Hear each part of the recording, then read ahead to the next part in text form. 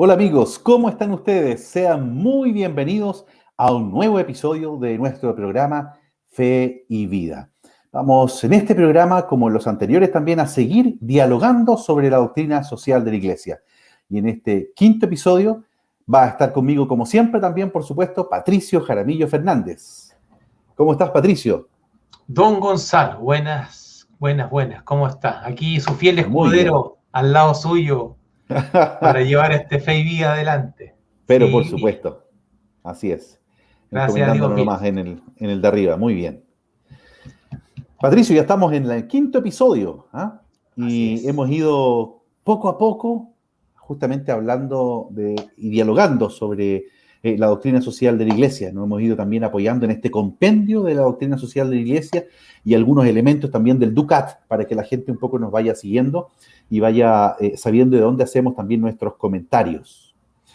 Y hoy día, Patricio, vamos a continuar con esta segunda parte del compendio y específicamente en la parte 2 de la segunda parte.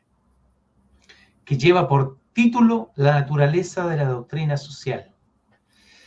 Es bueno hacer una recapitulación, así muy rápidamente, pero hemos puesto los énfasis en tratar de fundamentalmente hacer el vínculo entre la doctrina social con nuestra fe, ¿no? Eh, Dejando muy en claro, o así lo hemos pretendido, eh, que la doctrina social se apoya fundamentalmente en el dato revelado, y es lo que vamos a profundizar hoy día en esta naturaleza de la doctrina social de la Iglesia. Hemos querido hacer este vínculo, ¿no? Sobre todo porque de repente hay ciertas aprensiones, ¿no? Que nos dicen, mira, la iglesia que se quede en la sacristía, la iglesia que se quede ahí en su iglesia, ¿no? En su templo, y En que el no se meta púlpito. en cosas en su púlpito, y que no se meta en cosas de la vida social.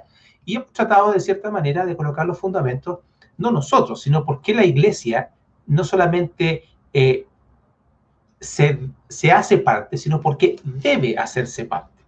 Entonces, desde esa perspectiva, hoy nos toca entrar en esta segunda parte de la segunda parte del segundo capítulo, que lleva por título La naturaleza de la doctrina social. Así que eso es lo que tenemos para hoy. Así es. Y a partir de eso, lo mismo que decía recapitulando, cómo entender también que la naturaleza, ahora no como el título, naturaleza doctrina social, sino que la naturaleza de la Iglesia es justamente evangelizar el ámbito social. Si eso es.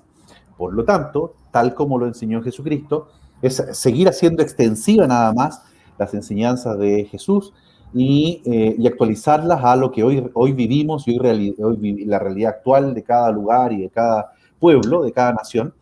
Por lo tanto, no es más eso que llevar el amor, llevar la evangelización en las realidades actuales donde vivimos.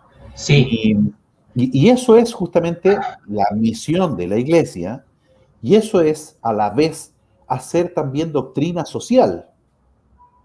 sí. Sobre todo, tú recuerdas un punto que es clave, ¿no? Y es en ese sentido que Jesucristo vino para que tuviéramos vida y la tuviéramos en abundancia. Y esa vida implica la dimensión social, es decir, no podemos dejarla al margen, no podemos dejarla fuera.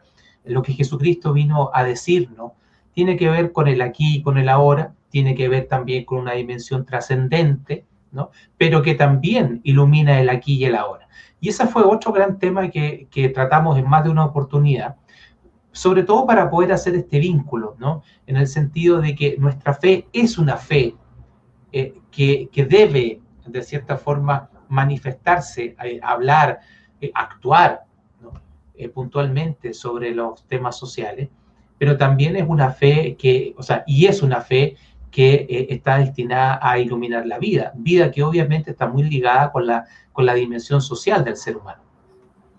Fue hace 120 años atrás, Pato, el Papa León XIII, con su encíclica Rerum Novarum, que comienza en la iglesia todo un ámbito fuerte de un magisterio social, documentos, ¿cierto? Es destinado a todos los fieles para también su crecimiento y para cómo actuar en el mundo. Y justamente a partir de eso es que el Papa León XIII comienza a entregar poco a poco y paulatinamente este magisterio.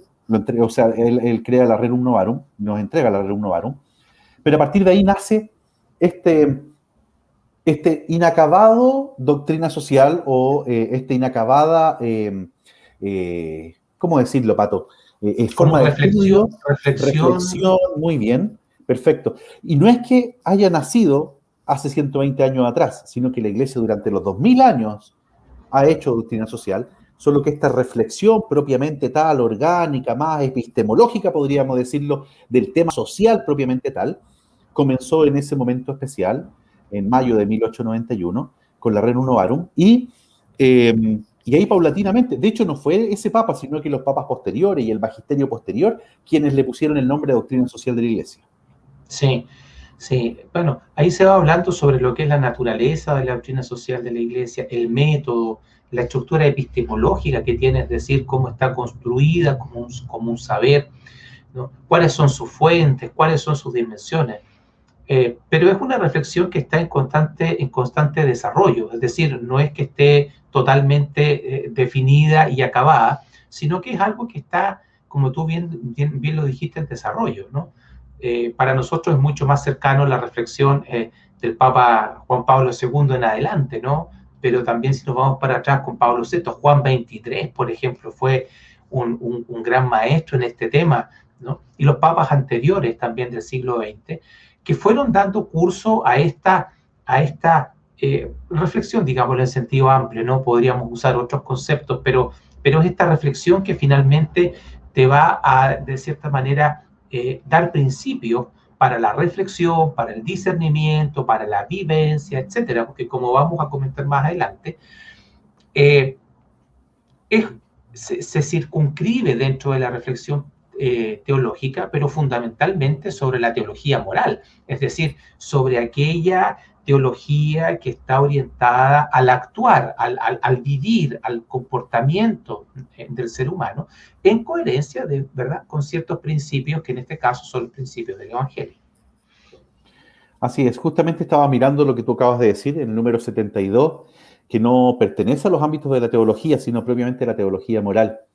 Y que nos ayuda justamente a esa naturaleza, dice, es de naturaleza teológica moral, pero que se trata de una doctrina que debe orientar la conducta de las personas, la conducta en relación con otras personas y también con Dios y consigo mismo, es decir, todo la amplitud que implica el ser, el vivir y existir. Y eso es lo que nos busca principalmente lo que es la doctrina social de la Iglesia. Ahora, claro, yo teniendo en mano aquí, Pato, el Ducat, sí, yo me hacía esta pregunta, yo no sé si lo tenemos todo claro. ¿Acaso la Iglesia tiene preferencia por algún modelo social o político determinado? Yo no sé si tú sabes eso. Pregunta, o sea, la respuesta del millón. Vamos a decir ahora. Exacto. Pregunta número 1. A ver, si nosotros hablamos desde una perspectiva específica, si se la juega por un tipo de modelo, yo diría que no. Ahora, sí coloca como base, porque lo va a desarrollar más adelante, ¿no? Que no es un discurso técnico, no es un discurso, sino un discurso más que viene desde la fe, etcétera. Pero obviamente se va a inclinar por un modelo que promueva la participación, que promueva la libertad, que promueva la dignidad humana, que promueva una recta democracia, que promueva el que las autoridades cumplan con su rol. Algo por ahí es como la respuesta de esa pregunta. Tengo la sospecha. Así es. Yo tengo aquí a mano también la respuesta y cita al Papa Juan Pablo II en la Centésimos Annus, en el número 46. Y él se la juega, él se la juega un poco más que tú, Patricio. Sí, él dice, es más jugado, de todas maneras. Él dice, la Iglesia aprecia el sistema de democracia. Claro. Él se la juega. Él dice, pero en la medida en que esa democracia asegure la participación de los ciudadanos en las opciones políticas, garantice también a los gobernandos la posibilidad de elegir a sus propios gobernantes, sustituirlos de manera oportuna, pacífica, favorezca también la participación social, los intereses, etcétera. Todo lo que tú acabas de decir lo encuentra directamente más fuerte en lo que es una democracia, y tendría que ser una democracia consolidada y participativa. Sí, ahora, este punto es súper interesante, porque si bien es cierto que dentro de ese modelo hay distintos posibles modelos, ¿no? Pero, y a eso me refería yo con que no se la juega por uno de esos modelos, sí coloca como base este modelo democrático, y este modelo que asegure la dignidad de la persona, la participación, las autoridades, etcétera. Pero aquí nos da todo un tema para poder profundizar en lo que tiene que ver con la democracia actual, con los modelos democráticos actuales. Y de cierta manera ver cómo estos modelos democráticos cumplen realmente o no con ciertos principios que hacen que la democracia sea democracia. Y ahí tendríamos para hacer un ciclo completo de programa. Porque claro, se dice muy rápido, se habla muy rápido de democracia, pero la democracia como modelo obviamente tiene sus exigencias. Y hoy día nos podríamos preguntar hasta qué medida o en qué medida esas exigencias se cumplen o no se cumplen. Todo el tema de lo que es la participación ciudadana. Nosotros hemos visto en nuestro país las últimas elecciones, los niveles de participación que han existido, el cómo se han manejado las autoridades, qué es lo que han hecho, qué es lo que han dejado de hacer, cuáles son sus motivaciones, por qué actúan las autoridades, por qué actúan los partidos políticos, si realmente son movilizadas estas autoridades por el bien común, por el bien de la comunidad, o si fundamentalmente dentro de sus motivaciones principales existen otras motivaciones, más bien de carácter, ¿no? Específico y propio. Bueno, y aquí tenemos para mucho, pero el tema de la democracia es sumamente interesante. Totalmente, totalmente. Ahí ya lo ponía en observación San Juan Pablo II también, porque como tú lo decías, democracia hay para mucho también. Y él invitaba justamente que promueve esta forma política y de gobierno, la democracia, pero en cuanto tal, respete ciertas libertades, respete también, etcétera, la participación, etcétera. Entonces, es justamente importante a partir de eso la doctrina social de la Iglesia. Y lo otro que me llama la atención, Pato, es que no está exclusivamente la doctrina social destinada a los cristianos. Si bien sabemos que es esto producto también de la revelación y nos mueve desde la fe, y también podemos razonar esta doctrina social, sin embargo, hay que hacer un ejercicio también de fe y reconocerse como amados por Dios para poder nosotros también, de una manera similar, poder amar a nuestro hermano a partir de alguien que nos amó primero y que nos enseña a amar sin medida y que nos enseña que no hay amor más grande que dar la vida por los amigos, a ese que vino por rescate nuestro. Pero a pesar de eso, no es exclusivo del cristiano, fíjate. O sea, también la doctrina social puede ser comprendida por cualquier persona, de cualquier religión, de cualquier cultura. Más bien lo usa con el mismo término que usa el Catecismo de la Iglesia Católica al final, que está dirigida, comillas, a todos los hombres de buena voluntad, dice. Sí, pero es que eso en realidad es algo que en parte es aplicable a nuestra fe en general. Es decir, nuestra fe en general, como mensaje general amplio, parte, porque claro, hay una dimensión sobrenatural en que uno reconoce a Jesucristo como Hijo de Dios, como Salvador, como mi Dios, como etcétera. Y esa tiene una dimensión, claro, que es específica, que muy probablemente no todos la puedan compartir por una cuestión histórica, cultural, etcétera, ¿no? Pero todo lo que es el preámbulo de aquello, todo lo que es la concepción de persona, todo lo que es la concepción de bien, de verdad, de justicia, de libertad, etcétera, son principios que son transversalmente aplicables para todo ser humano. Es decir, gran parte del mensaje de Jesucristo no tiene como destinatario exclusivo al creyente en él. Claro, el que cree en él puede llevar ese mensaje a una dimensión y a una proyección que es mucho más amplia. Pero una parte importante de ese mensaje, aunque finalmente yo no reconozca que Jesucristo es Hijo de Dios, es un mensaje que me puede iluminar. todo lo que tiene que ver con el mismo tema de la convivencia, con el mismo tema de las relaciones humanas, con el mismo tema de los principios o nuestra esencia humana, etcétera, y muchos de esos otros elementos, están asociados con este ser humano desde una perspectiva transversal que abarca al ser humano de todo tiempo y de todo lugar. Entonces, por lo tanto, claro, la doctrina social también cae en esta dinámica. No es solamente comprendida o vivida por creyentes, sino que también deja la puerta abierta para que sea comprendida y vivida por el no creyente. Así es, de hecho, en un número más adelante, en el número 75, el compendio, habla de la fe y la razón, y justamente va hablando de la fe y la razón, que son las dos vías también de esta doctrina social, y son las dos fuentes de las que también se nutre esta doctrina social, junto también a lo que es la propiamente tal, la revelación y la naturaleza humana. Es que ahí Y estamos.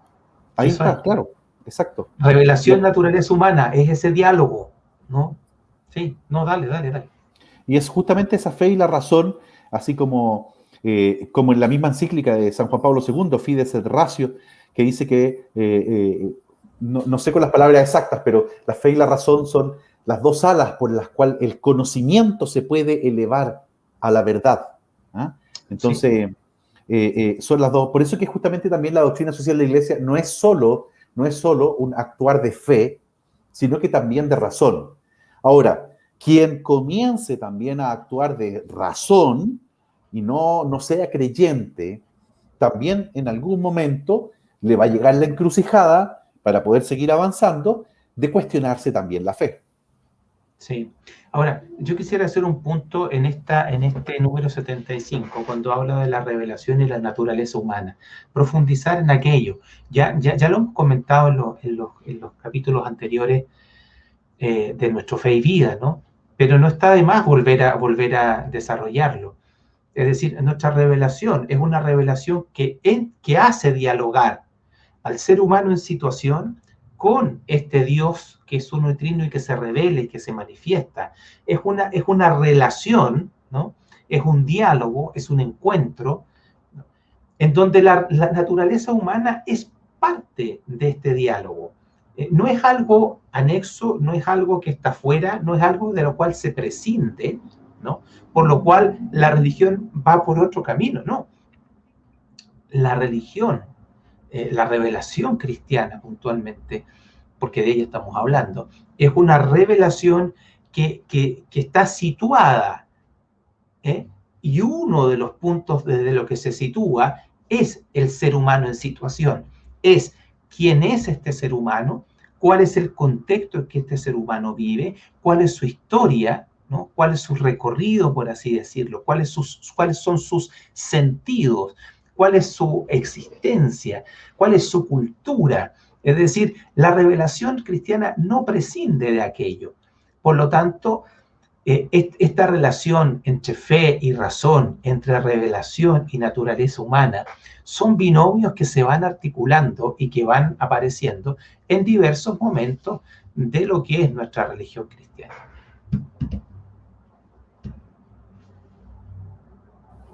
Así es que fuerte también un poco eso, ¿eh? Poder llegar a comprenderlo también a partir de esta naturaleza propia de la doctrina social y destinada a todos los hombres también. Estaba leyendo aquí algunas citas, Pato, para complementar también lo que es nuestro diálogo.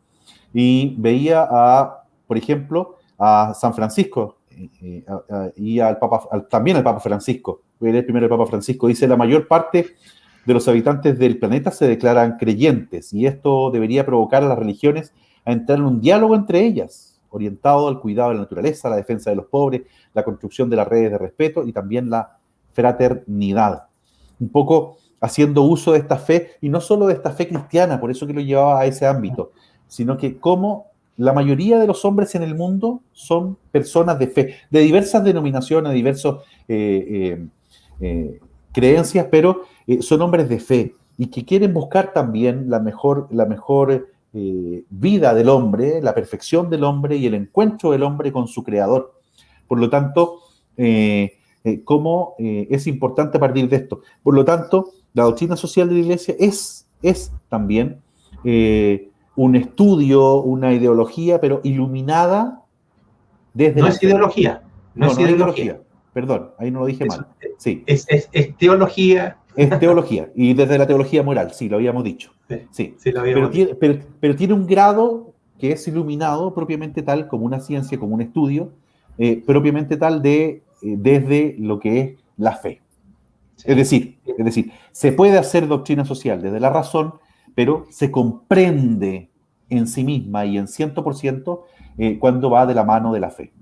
Sí, el dato fundamental, el prisma con el cual se mira es el dato revelado. O sea, de ahí partimos. De ahí se van a sumar, como vamos a ver en el próximo Son capítulo, como los lentes.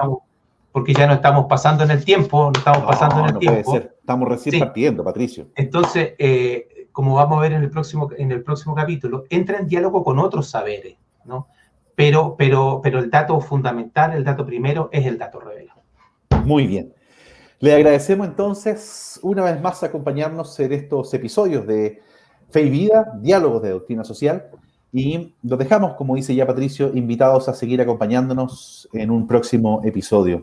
Muchas gracias, Patricio, también a ti. Un abrazo a cada uno de ustedes que nos acompañan y un abrazo y bendiciones. Chao, chao. Un abrazo, que estén bien. Chao.